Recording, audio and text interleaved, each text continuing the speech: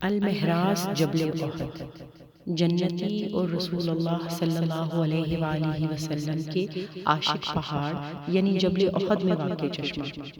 سیرت مطہرہ کی کتابوں میں یہ واقعہ کثرت سے مروی ہے کہ جنگ احد کے دوسرے مرحلے میں جب جناب رسالت مآب صلی اللہ علیہ وآلہ وسلم جبل احد کے غار میں جلوہ فکن تھے تو سیدنا علی کرم اللہ وجہہ الکریم اپنی چمڑے سے بنی ڈھال یا خود میں اس چشمے سے پانی لے کر آئے تھے، جس سے رسول اللہ صلی اللہ علیہ وآلہ وسلم کے زخم دھوئے گئے تھے۔ اس چشمے کا ذکر تقریباً ہر سیرت نگار اور مورخ نے بہت محبت سے کیا ہے۔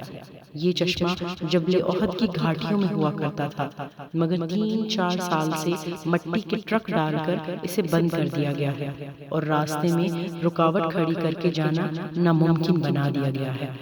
یوں یہ معروف آثار نبوی شریف صلی اللہ علیہ وآلہ وسلم لوگوں کی نظروں سے اوجھل ہو گیا ہے۔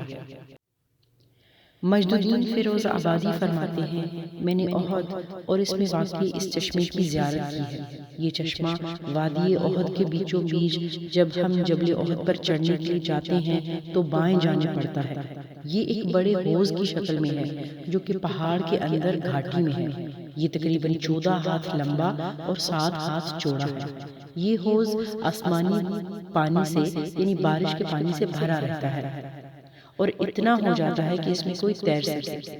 اہل مدینہ جب کبھی پکنک منانے کے لیے وہاں جاتے تو اس چشمے کا پانی ان کے لیے کافی ہوتا۔